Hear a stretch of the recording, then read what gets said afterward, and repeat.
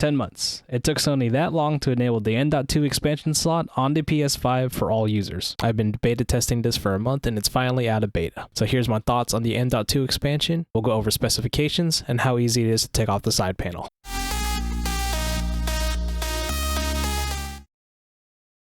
Before I start off, please look at the official recommendations provided on Sony's website. As it states, you will need a 250 gig PCIe Gen 4 M.2 NVMe drive, which could top out at 4 terabytes, within a recommended 5500 megabytes read speeds. We'll get to those read speeds later on in the video. You will also need an M.2 heatsink that is lower than 12mm. That's right, you need both. Taking out the side panel on the PS5 is very easy. Assuming you're using it, take off the vertical stand by unscrewing the screw and lay on the PS5 on the side with disk drive on the top and facing you. For the digital edition, it is the right side panel when standing vertically. You want to grab the Sony logo of the side panel, lift it up, and then slide down towards the optical drive or bottom of the PS5, with the other hand waiting to capture the side panel. If this is your first time taking off the panel, it is stubborn as it is plastic versus plastic. Do not be afraid of tugging it down. The M.2 storage is shown with the PlayStation button screw. It is a Phillips head. Unscrew that and take off the heat shield cover. You will notice that the M.2 slot with a small metal spacer and another black Phillips head screw. Find the size of the M.2 you are using.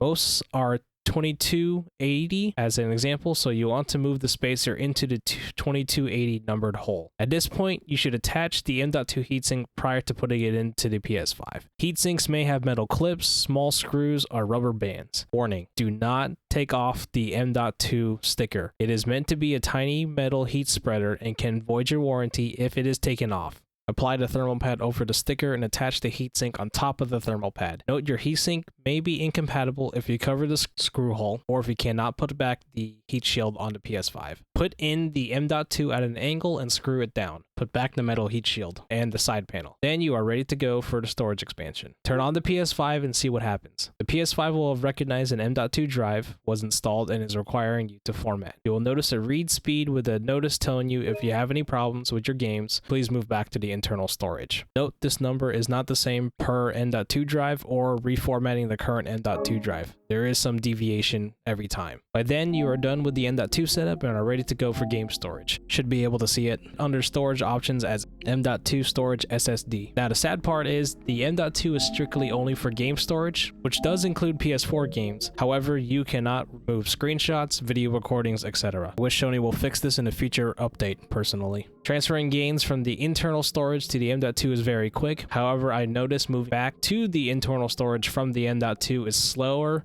probably due to the system needing to verify things, and also that's obviously where the OS is installed, verification essentially. Load times personally seem to be the same or slightly faster with the M.2, but I wasn't timing anything though, personally. There's plenty of other videos in terms of stats, seconds, what have you. I'm just giving you my personal experience on it. However, I did run into complications as is with any kind of beta firmware. I did attempt to put in a PCIE Gen 3 M.2 drive that I have on hand and see if the PS5 will work with it.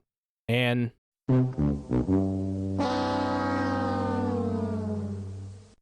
PS5 was like, nope, that's a no for me, dog. It wouldn't boot up and says it is incompatible M.2 card. Please turn off the PS5. So there is no escape. It must be a Gen 4 M.2 drive. However, the weirdest thing was when I originally had the beta firmware, I was on a Samsung 980 Pro. Unfortunately, the read speeds supposedly will go up to 7,000 megabytes per second.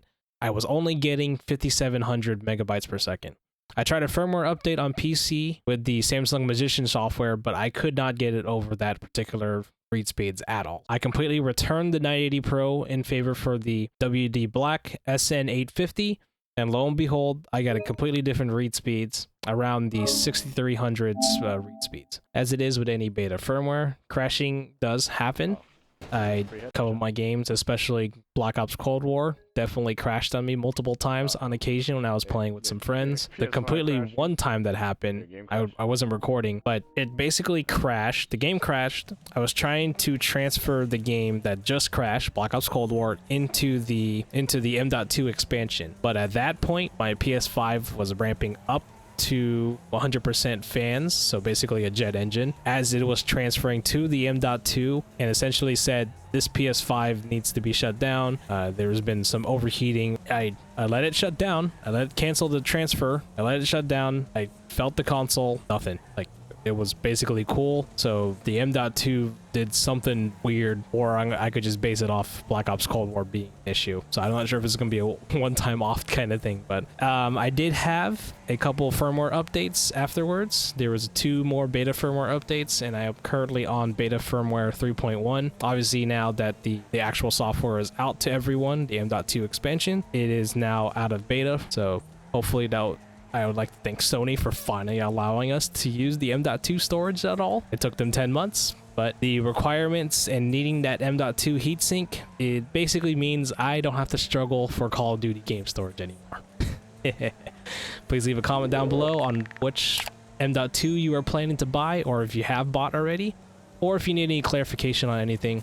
Leave a like if this video was helpful, and subscribe for more videos like this. See you in the next one.